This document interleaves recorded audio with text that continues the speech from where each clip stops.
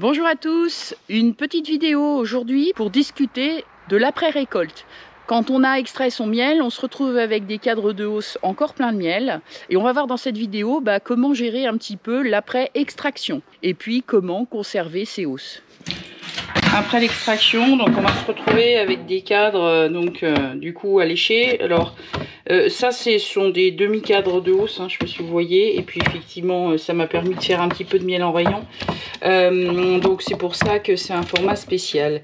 Sinon effectivement on se retrouve avec de l'opercule de cire. Alors là bon, j'ai tout enlevé déjà. Ah s'il m'en reste un petit peu là. Voilà, on va se retrouver avec des opercules de cire quand on extrait le miel. Et donc ces opercules de cire en fait, je vais les mettre tout simplement dans un nourrisseur.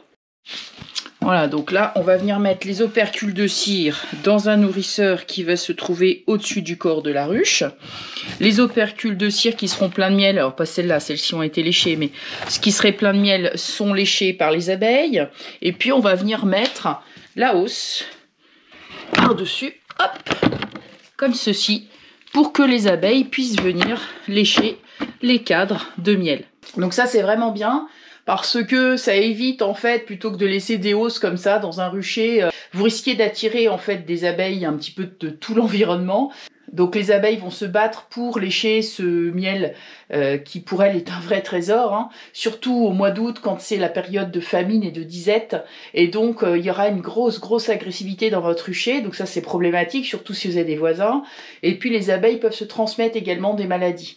Donc moi je trouve que ce système-là, de léchage de miel ruche par ruche, colonie par colonie, c'est très bien. Donc faut le donner surtout aux colonies fortes, parce que si toutefois les abeilles sentaient qu'il y avait du miel dans une colonie, et si cette colonie est faible, on peut quand même avoir des pillardes qui attaquent la ruche pour récupérer le miel dans la petite hausse sur nourrisseur. Donc voilà, mais bon, j'ai jamais eu de soucis de ce genre, puisque je donne toujours les cadres à lécher aux colonies qui ont produit le miel, et donc qui sont quand même relativement fortes. Voilà, donc après bien sûr, on met le cadre classique, on referme, et on laisse donc les abeilles gérer, nettoyer les cadres et les opercules pendant 48 heures, 72 heures, voilà. Ensuite on va voir en image comment on fait. Voilà, donc là on est le soir. Ce que je vais faire simplement, c'est que la hausse a été laissée à lécher 2-3 jours. Eh bien, je vais venir glisser le chasse-abeilles entre le nourrisseur et la hausse pour que les abeilles redescendent.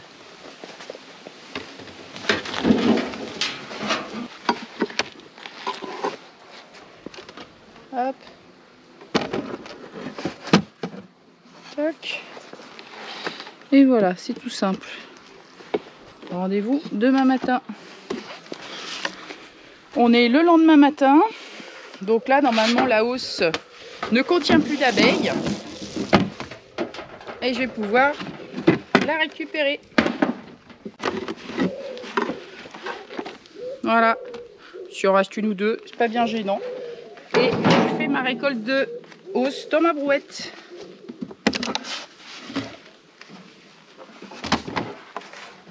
Et je viendrai récolter cette cire d'opercule dans un grand seau tout à l'heure.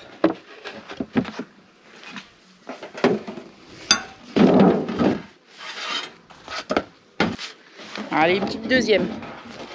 Le chasse-abeille, il ne faut pas le laisser trop longtemps. Donc c'est pas mal de le mettre le soir, le chasse-abeille, et de récupérer la hausse le matin. Car si vous laissez trop longtemps ce système-là de sens unique, les abeilles finissent par trouver le sens pour remonter dans la hausse. Alors là, il se trouve que c'est pas une hausse pleine, elle a déjà été léchée, elles ont moins d'intérêt de remonter dedans. Mais quand on récolte avec le chasse-abeille, c'est le même système. Quand on récolte le miel, et les abeilles peuvent remonter dans la hausse si on est trop lent. Donc il faut être rapide. Voilà, en tout cas, il faut être organisé. Hop.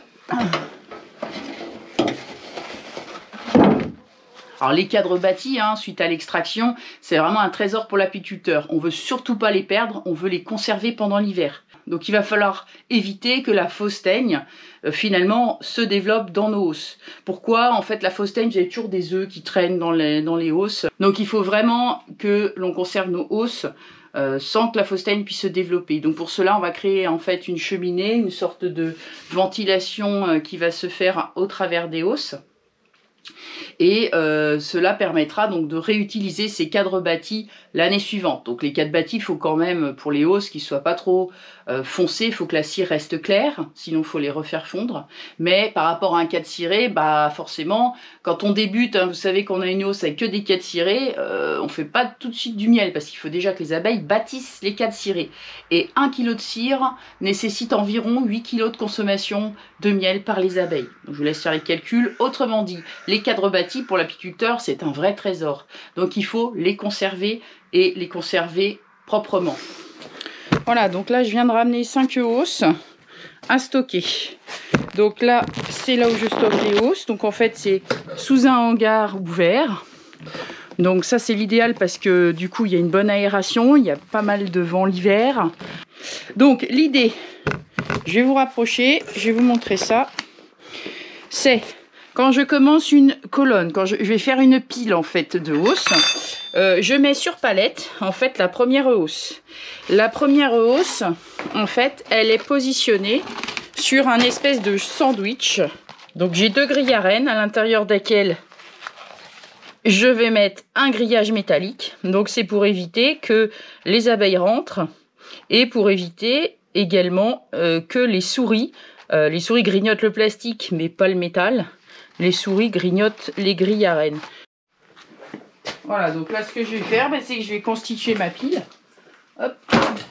Donc je fais attention, surtout pour la première, de bien caler l'ensemble. Et ensuite, j'empile mes hausses.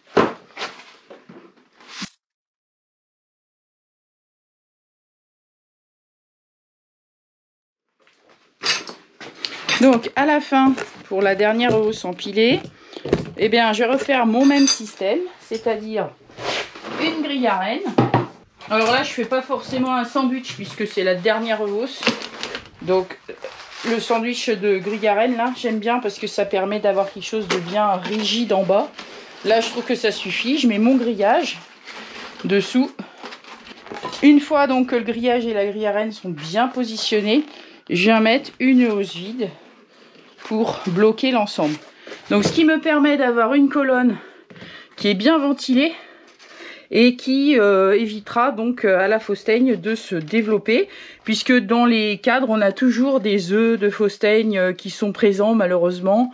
Alors en faisant lécher les hausses comme ça, ruche par ruche, un petit peu moins que si vous laissiez les hausses dans le rucher un petit peu à l'abandon, mais on a quand même des œufs. Donc en fait là l'idée c'est vraiment d'avoir une belle ventilation pour éviter que la fausse teigne se développe.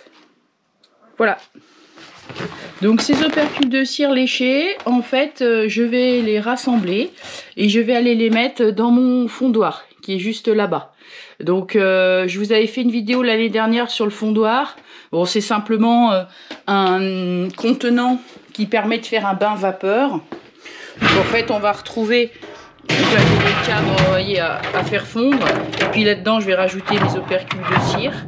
Et donc ici, vous voyez, on a en fait un fond d'eau qui va monter en température à ébullition, hein. Et en fait la cire va fondre et on va venir la récupérer là-dessous. Donc voilà, ici j'ai un pain de cire que j'ai récupéré avec la cire de mes opercules. Donc je vais avoir plusieurs pains comme ça de cire en saison, et l'idée après c'est d'essayer d'être autonome en cire, soit de trouver un cirier qui me fait des feuilles gaufrées à façon.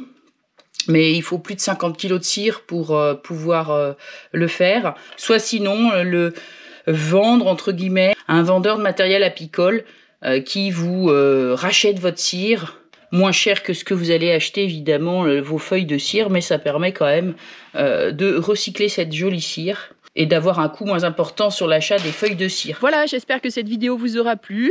N'hésitez pas à regarder d'autres vidéos qui sont d'actualité que j'aurais fait l'année dernière ou il y a 2 ans.